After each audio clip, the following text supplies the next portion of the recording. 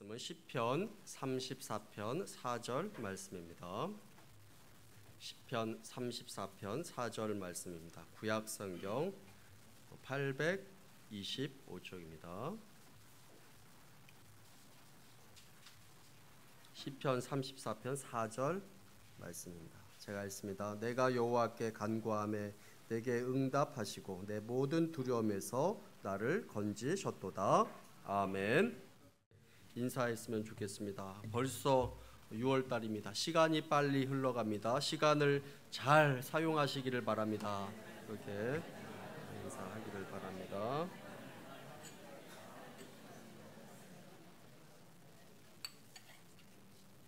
예, 벌써 6월달입니다. 시간이 금방 지나갑니다. 예, 우리 지난주에 불안하십니까? 하는 그런 제목으로 말씀을 나누었습니다. 그렇게 불안할 때 나의 불안함을 하나님 앞에 고백하라. 그리고 나의 필요를 하나님께 아뢰며 기도하라. 그리고 함께 해주신 하나님의 그 은혜를 생각하며 또 믿음의 대답, 믿음의 응답을 하는 그런 삶을 살아가라 라고 이렇게 나누었습니다. 여러분, 그래도 두려우십니까? 오늘은 두려움에 대해서 함께 나누어 보기를 원합니다. 이 두려움은 모두 다 가지고 있는 근본적인 감정입니다. 아무리 강한 사람도 두려움이 없는 사람은 아무도 없을 것입니다. 성경에 보면 사람의 감정 중에 표현된 최초의 감정이 바로 이 두려움이었습니다. 우리 창세기 3장 10절 말씀을 함께 읽어보도록 하겠습니다. 함께 했습니다. 이르되 내가 동산에서 하나님의 소리를 듣고 내가 벗었으므로 두려워하여 숨었나이다. 아담과 하와가 선악과를 먹고 부끄러워서 숨었습니다. 그런데 너희가 어디 있느냐라고 이렇게 하는 그 하나님의 소리를 듣고 그들은 부끄러웠습니다. 하나님 앞에 창피했습니다. 하나님 앞에 미안했습니다. 그러는 가운데 그들이 표현했던 가장 첫 번째 감정은 바로 두려워하여 숨었나이다. 이 두려움이었다라는 것입니다. 이 두려움의 감정은 우리 모두에게 있습니다. 이 두려움이라는 단어는 공포라는 그 뜻에서 파생된 그런 단어입니다. 시편에 보면 시편 기자는 자신의 공포에 대해서 이렇게 이야기합니다. 시편 55편 4절부터 5절까지 말씀을 함께 읽습니다. 함께 읽습니다. 내 마음이 내 속에 심히 아파하여 사망의 위험이 내게 이르렀도다. 두려움과 떨림이 내게 이르고 공포가 나를 덮었도다. 시편 기자의 고백입니다. 내 마음에 두려움이 있습니다. 내 마음에 떨림이 있습니다. 공포가 있습니다. 이렇게 고백하고 있습니다. 제가 예전에 사역했던 그 교회에 아주 터프한 그런 장로님이 있었습니다. 장로님은 이렇게 얘기했습니다. 나는 지금까지 한 번도 두려워한 적이 없다 라고 이렇게 이야기를 했습니다. 그런데 어제 제 아내가 수술실에 들어가고 나는 밖에서 기다리고 있는데 그때 몰려오는 큰 두려움을 내가 살아가면서 처음으로 크게 느꼈다 라고 이렇게 고백을 했습니다. 실제적인 그런 두려움이 우리 삶 가운데 있습니다. 또 어떤 두려움은 실제적이지 않은 그런 두려움도 있는 것을 보게 됩니다. 우리 삶 가운데는 여전히 두려움이 많이 있습니다. 사람마다 두려워하는 것이 다 다릅니다. 여러분들은 어떠한 것을 두려워하십니까? 어떤 사람은 곤충을 두려워합니다. 어떤 사람은 쥐를 두려워합니다. 어떤 사람은 암이나 또 건강 문제를 두려워합니다. 어떤 사람은 전쟁이 일어날까 봐 굉장히 두려워하는 그런 사람들도 있는 것을 보게 됩니다.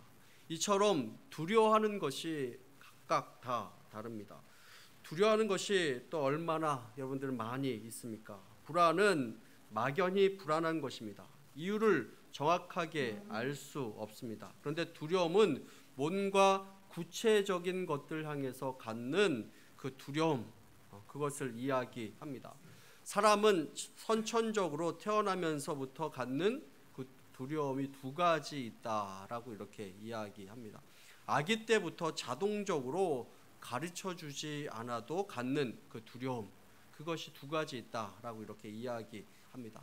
그 중에 하나가 바로 추락에 대한 두려움입니다. 그래서 어디에서 떨어지는 것에 대한 그 두려움, 그것은 선천적으로 가지고 있는 두려움입니다. 그리고 두 번째로 갖는 두려움이 꽝 같은 소음으로 오는 그런 두려움이다라고 이렇게 이야기합니다. 나머지 모든 두려움은 모두 후천적으로 생기는 두려움입니다. 그런데 선천적으로 갖는 두려움은 이 추락에 대한 두려움, 그리고 큰 소리에 대한 두려움, 그것은 선천적으로 누가 가르쳐주지 않아도 갖는 두려움이다라고 이렇게 이야기를 합니다. 살다 보면 우리 삶 가운데 두려움이 엄습해오는 경우가 참 많이 있습니다. 몸을 만지는데 뭔가 잡히는 것 같으면 이것이 암이 아닌가 하는 그런 두려움이 생깁니다. 다른 사람에게 이야기하면 한번 병원에 가봐 라고 이렇게 이야기합니다. 그런데 병원에서 검사 받는 것이 두렵습니다. 병에 대한 두려움이 있기 때문에 그렇습니다. 이 세상에 대한 두려움도 다 가지고 있습니다. 우리 아이들이 이 세상을 어떻게 살아갈까 하는 그런 두려움입니다. 아이들이 학교에서 무사히 돌아만 와도 안심하고 그 마음이 평안한 것을 보게 됩니다. 어떠한 일이 생길지 통제가 되지 않고 내가 조치를 취할 수 없는 일들이 생길 때 우리 삶 가운데 오는 두려움이 참 많이 있는 것을 보게 됩니다. 또 전쟁에 대한 그런 예감, 그런 소식, 그런 것에 대한 두려움이 있습니다. 실패에 대한 두려움도 있습니다. 직장에서 해고를 당하게 될까 봐 갖는 그런 두려움도 있고 내가 다른 사람들에게 밀리지는 않을까 하는 그런 두려움이 다 있는 것을 보게 됩니다. 우리는 또한 무엇을 잃어버릴까 봐 두려워합니다. 무엇이 없어지지 않을까 하는 그런 두려움이 생깁니다. 이 두려움이 있는 상태, 이 상태가 우리 가운데 계속되게 되면 패닉 상태, 아무것도 할 수 없는 그런 상태가 되기도 합니다. 고통이 두렵습니다. 고난이 두렵습니다. 예측할 수 없고 통제할 수 없는 미래에 대한 것들이 두려운 것을 우리는 참 많이 경험해 보게 됩니다. 우리는 너무 잘 돼도 두렵습니다. 잘 안 되어도 두렵습니다. 이 행복이 계속 될까 하는 그런 두려움이 생기기 시작합니다. 그 두려움이 우리 삶 가운데 많이 있는 것을 보게 됩니다. 그 두려움이 또한 우리 삶을 갉아먹습니다. 우리는 생각만으로도 미리 예감함으로 두려워합니다. 거절보다 거절당할까 봐 두려워합니다. 실패보다 실패할까 봐 두려워합니다. 일어나지 않은 일들에 대해서 그 일 때문에 두려워하는 것입니다. 그 두려움이 우리 마음 가운데 오는 그 순간 우리의 마음이 참 연약해지는 것을 경험해 보게 됩니다. 이 두려움은 마치 뱀의 독과 같다라고 이렇게 이야기합니다. 그 독이 한 번 몸에 들어오면 그 독은 온 몸을 다 마비시켜 버립니다. 피의 흐름을 마비시켜 버리는 것입니다. 이 두려움은 모든 것을 다 마비시킨다라고 이렇게 이야기를 합니다. 마치 잉크 한 방울이 물에 뚝 떨어지면 그것이 적은 양인데 별것 아닌데 일순간에 그 모든 그것이 이렇게 검은 것이 퍼지는 것처럼 한 방울의 두려움이 우리 삶 가운데 떨어지는 그 순간 그것은 적은 것 같지만 우리의 모든 삶을 마비시켜 버리는 것을 보게 됩니다. 마비되며 움직일 수가 없습니다. 한없이 나약해지고 한없이 문제가 커져 보이는 그런 상황이 되어버리기 쉬운 것입니다. 남들이 두려움을 이야기하면 우리는 쉽게 대답합니다. 뭘 그거 가지고 무서워하고 그래. 이렇게 대답을 합니다. 그런데 막상 자기가 당하는 그 두려움은 다른 사람들이 다 이해하지 못한다라고 이렇게 이야기를 합니다. 이 두려움은 나를 마비시키고 나를 연약하게 만듭니다. 호통을 쳐도 야단을 쳐도 그냥 그렇게 마비되어져 버리는 그 두려움이 우리 상황 가운데 우리 삶 가운데 커져 버리면 공황장애 같은 그런 어려움이 오게 되기도 합니다. 죽을 것 같은 공포, 어려움이 생깁니다. 이 불안함이 우리 삶을 온전히 다 마비시켜 버리게 되는 것입니다. 관계도 마비시켜 버립니다. 아무것도 할 수 없습니다. 아무것도 시작할 수 없는 그런 두려움이 우리 삶 가운데 있게 되는 것을 보게 됩니다. 또한 이 두려움의 공포는 미지에 대한 두려움이 또한 있는 것을 보게 됩니다. 미지에 대한 두려움, 알지 못하는 것에 대한 두려움, 마지막에 대한 두려움, 죽음의 문제, 죽음은 어떻게 될까? 죽음 그 이후에 어떻게 될까 하는 그 두려움이 우리 삶 가운데 있는 것을 보게 됩니다. 여러분 혹시 닉 부이치치라는 그 사람을 혹시 알고 계신지요? 닉 부이치치라는 사람, 태어날 때부터 팔이 없었습니다. 다리도 없었습니다. 팔도 없고 다리도 없는 그가 쓴 책이 있습니다. 그 책의 이름이 바로 허그라는 그런 책입니다. 안아줌이라는 그 책입니다. 팔도 없고 다리도 없는 이 사람이 쓴 책의 이름이 제목이 허그, 안아줌이었습니다. 그는 이렇게 이야기합니다. 이 세상에서 가장 큰 장애는 자신처럼 이렇게 몸이 불편한 것이 아니라 이 세상에서 가장 큰 장애는 바로 두려워하는 것이다 라고 이렇게 이야기를 했습니다. 그리고 두려움에는 행복이 있을 수 없다라고 이렇게 이야기합니다. 두 팔도 없고 두 다리도 없는 그가 이 세상을 살아가면서 많은 어려움과 두려움을 느꼈을 것입니다. 그런데 그가 이야기하기를 이 세상에는 더 큰 장애가 있는데 그 장애가 바로 두려워하는 것이다 라고 이렇게 이야기를 합니다. 그래서 이 두려움이 우리 삶을 마비시키고 우리 삶을 힘들게 만듭니다. 그렇다면 우리가 이 두려움에서 어떻게 이겨나갈 수 있을까요? 이 두려움에서 어떻게 승리하는 삶을 살아갈 수 있을까요? 이 두려움을 어떻게 이길 수 있는지 그 두려움에 대한 그 하나님의 말씀을 함께 나누어 보기를 원합니다. 첫 번째로 두려움이 무엇입니까? 성경 말씀에는 이렇게 이야기하고 있습니다. 우리 시편 27편 1절부터 3절까지 말씀을 함께 읽어보도록 하겠습니다. 함께 읽습니다. 여호와는 나의 빛이요 나의 구원이시니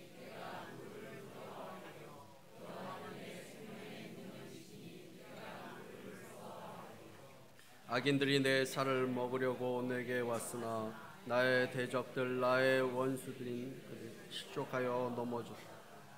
내가 나를 대적할지라도 나는 섭지 아니하리라.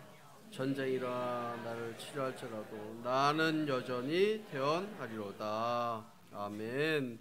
우리는 이런 질문을 해봅니다. 내가 두려워하는 것이 무엇인가? 내 삶 가운데 정말 내가 두려워하는 것이 무엇인가? 내가 두려워하는 것을 잘 알아야 합니다. 내가 무엇을 두려워하는가? 내가 두려워하는 것을 알 때 그 두려움에서 우리는 극복하고 이겨나갈 수 있는 것입니다. 나는 무엇을 두려워하는가? 여러분들이 무엇을 두려워하는가? 그 두려워하는 것이 무엇인지 알면 그 두려워하는 것이 나를 설명해 주는 경우가 많이 있습니다. 내가 두려워한다 하는 것은 내 삶에 그것이 큰 문제가 되고 있다 하는 것을 알려주는 것입니다. 내가 거절당하는 것을 두려워한다면 나는 누군가에게 인정받을 필요가 있고 그것을 굉장히 중요하게 생각한다 하는 그런 의미입니다. 내가 경제적으로 힘든 것이 두렵다면 내가 그 부분에 대해서 필요를 느끼고 있고 그것을 중요하게 여긴다 하는 그러한 의미입니다. 내가 건강에 대한 부분을 두려워한다면 내가 그것을 얼마나 소중하게 생각하고 있는가 하는 것을 알려준다 하는 것입니다. 내가 아이들을 바라보면서 그들의 장래를 두려워한다면 내가 자녀와 내 가정의 가치를 얼마나 소중하게 생각하고 있는가 하는 것을 알려주고 있는 것입니다. 내가 소중하게 생각하고 내가 가치 있게 생각하는 것, 그것에 대한 두려움이 있는 것입니다. 그 두려움을 우리가 잘 알면 그 두려움이 또한 나의 삶을 이해하게 해준다라고 이렇게 우리는 이야기할 수 있을 것입니다. 내가 중요하게 생각하고 있는 것들입니다. 그래서 어떤 사람은 두려움은 바로 내 자신을 향해 집중했을 때 일어난다라고 이렇게 이야기를 합니다. 내가 중요하게 여기고 내가 중요하게 생각하는 것들, 그런 것에 대한 두려움을 이야기합니다. 우리가 많은 생각을 가지고 그것에 대해서 많은 관심을 가지고 있을 때 바로 우리에게 그것이 바로 두려움이 된다라고 이렇게 이야기를 합니다. 내가 누구를 두려워하리요? 진정한 두려움은 내가 할 수 없다고 생각하는 그것에 대한 두려움이다라고 이렇게 말씀합니다. 성경에서 더 큰 두려움에 대해서 이야기하는데 그것이 바로 하나님에 대한 두려움이다라고 이렇게 말씀을 합니다. 우리 마태복음 10장 28절 말씀을 함께 읽어보도록 하겠습니다. 함께 읽습니다. 몸은 죽어도 영혼은 능히 죽이지 못하는 자들을 두려워하지 말고 이를 두려워하라. 우리가 두려워하는 그 사람, 그 대상보다 더 두려움의 대상이 되는, 우리는 감당할 수 없고 우리는 통제할 수 없는 그 능력보다 한 단계 더 위에 계신 큰 분이 계신데 그분이 바로 우리 하나님이시다라고 이렇게 말씀하고 있습니다. 그분을 향한 진정한 두려움, 그 두려움은 여러분들이 느끼고 계십니까? 하나님에 대한 경외심, 진짜 두려워해야 될 그 대상, 그분은 바로 우리 하나님이시다라고 이렇게 말씀하고 있습니다.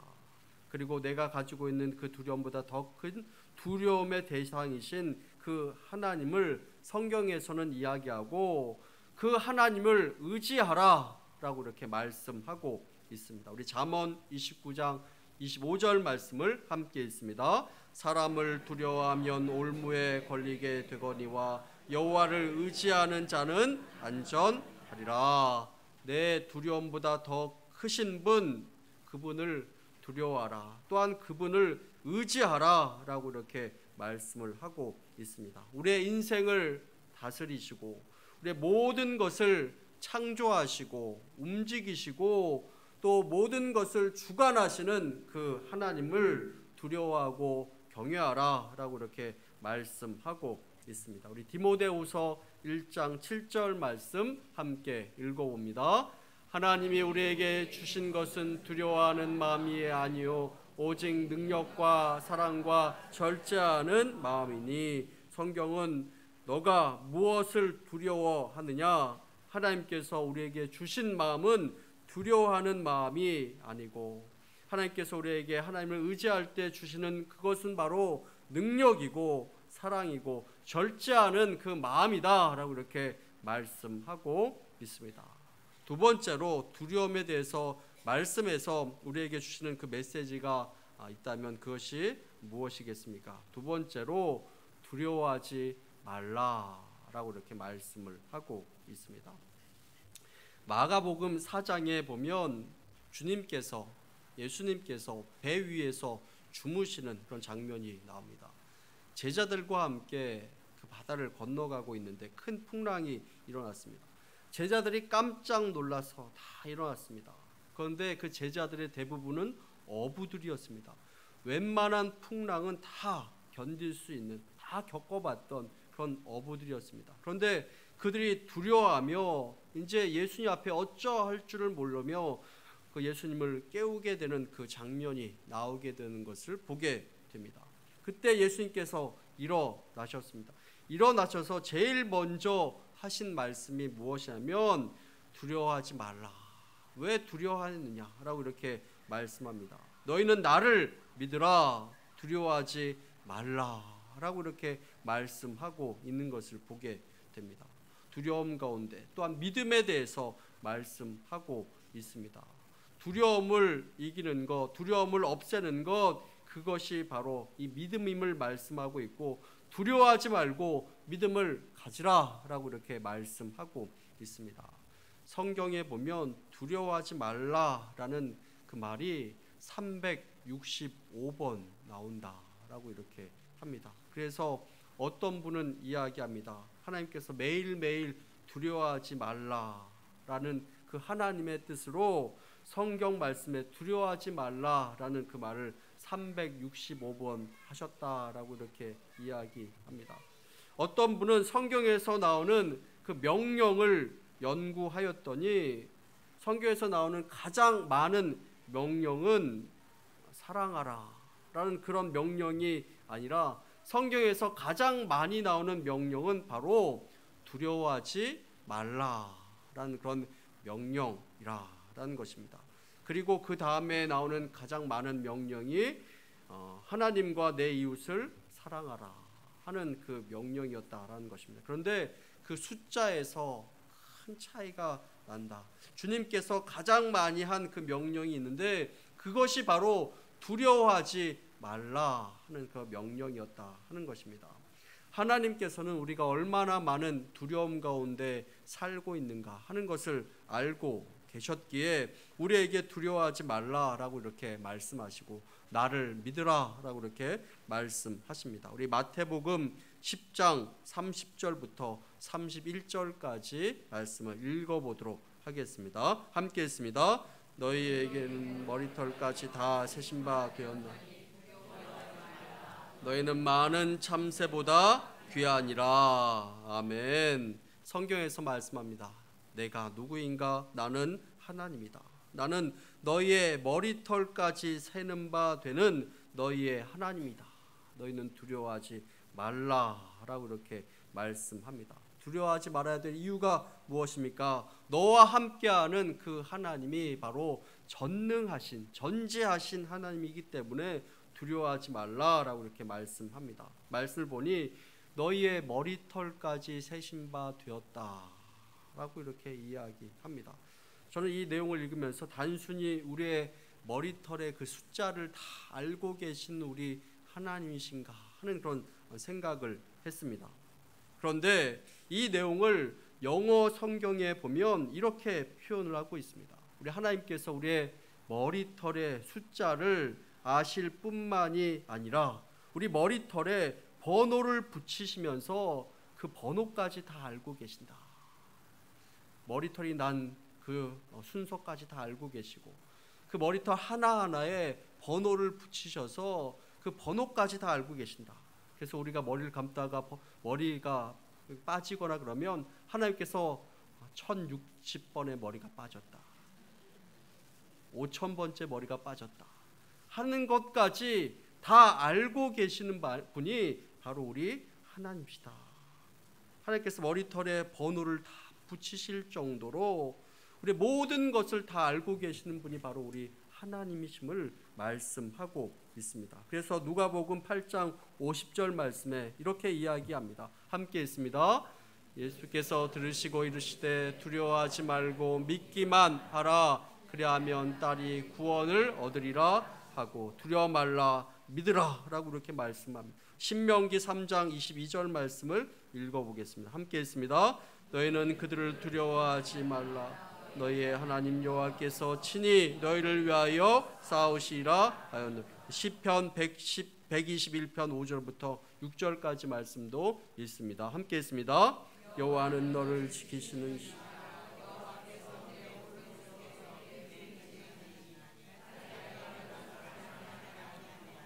밤의 달도 너를 해치지. 아멘. 이사야 41장 10절 말씀도 읽습니다. 두려워하지 말라. 내가 너와 함께함이라. 놀라지 말라. 나는 내 하나님이 됨이라. 내가 너를 굳세게 하리라. 참으로 너를 도와주리라. 참으로 나의 의로운 오른손으로 너를 붙들리라. 아멘. 우리 하나님께서 우리를 지켜주시고 우리를 도와주시고 우리를 위해서 싸우시고 우리를 보호해 주시고 우리를 위해서 친히 싸우시는 그 하나님을 믿음으로 두려워하지 말라라고 이렇게 말씀하고 있습니다.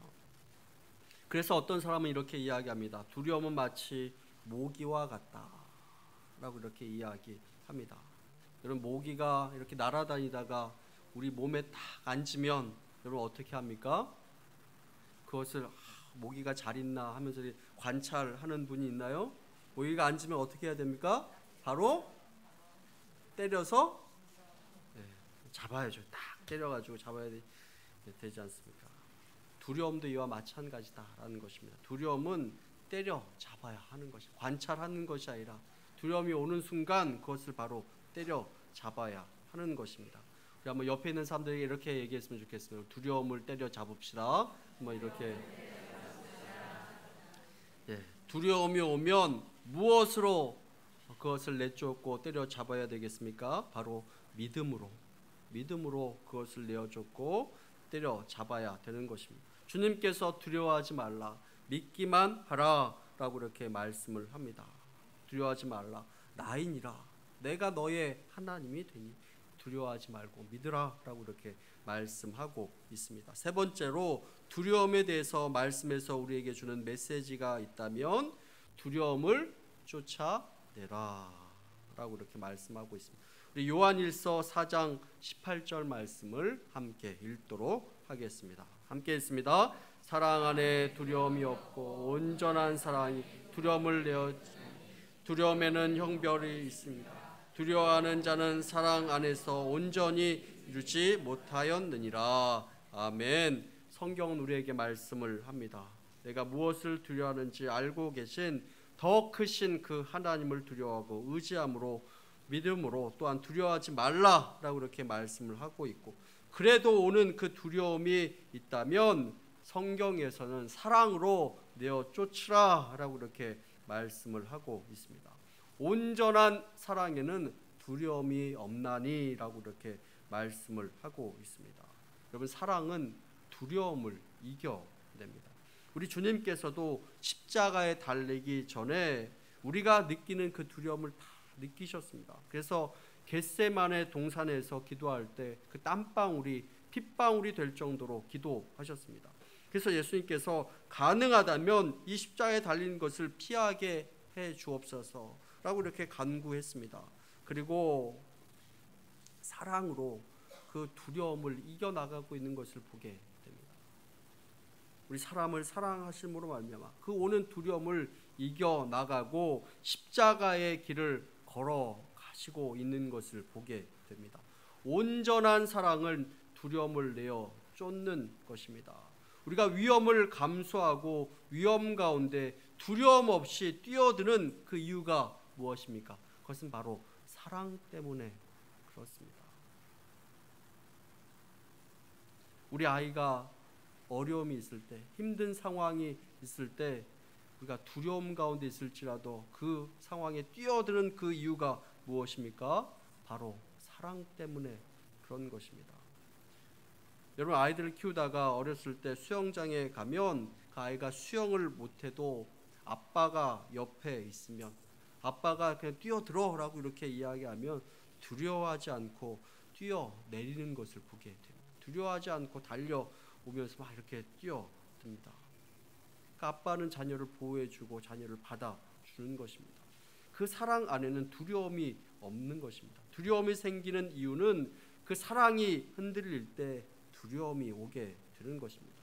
근데 성경에서는 이야기합니다. 온전한 사랑은 두려움을 내어 쫓느니라 라고 이렇게 말씀합니다. 우리가 잘 아는 찬양 중에 주 안에 있는 나에게 딴 근심 있으랴 하는 그 찬양이 있습니다. 이 찬양 찬송가 370장 찬양입니다. 그런데 그 찬양 가사에 보면 2절에 그 두려움이 변하여 내 기도 되었고 라고 이렇게 전날의 한숨 변하여 내 노래 되었네 라고 이렇게 찬양 가사로 되어 있습니다. 이 노래를 지으신, 이 찬양을 지으신 사람이 바로 엘리자베스 에드몬드 히윗이라는 여자분, 여사였습니다. 그런데 이 여자분은 젊은이에게 복음을 전하는 그런 사람이었습니다. 그런데 복음을 열심히 전하고 있는데 어느 날 불량 학생이 던지는 물건에 척추를 맞고 크게 다쳐서 병원에서 7개월간 입원을 하게 됩니다. 주님을 뜨겁게 사랑하는 그 마음을 가지고 복음을 전하다가 불량 청년이 던지는 물건에 척추를 맞게 되었고 입원을 하게 되었고, 그 두려움으로 병원에 있다 보니까 그 두려움의 생각이 그의 모든 삶을 마비시키게 됩니다. 그의 마음이 짜증이 나기 시작합니다. 분노가 일기 시작합니다. 두려움으로 어쩔 줄 몰라 힘들어합니다. 그러던 어느 날 그 병원에 한 흑인 직원이 있었는데 그 직원이 노래하면서 찬양을 부르면서 병원 청소를 열심히 하고 있는 것입니다. 그를 바라보면서 참다 못한 이 히윗 여사가 큰 소리로 이렇게 이야기합니다. 아니 도대체 뭐가 좋아서 그렇게 노래를 부르냐? 나는 힘들어 죽겠는데 뭐가 좋아서 그렇게 노래를 부르냐라고 이렇게 소리를 지릅니다. 청소부 주제, 청소나 열심히 하지, 청소나 빨리 하지, 뭐가 그렇게 좋아서 노래를 부르냐고 호통을 쳤습니다.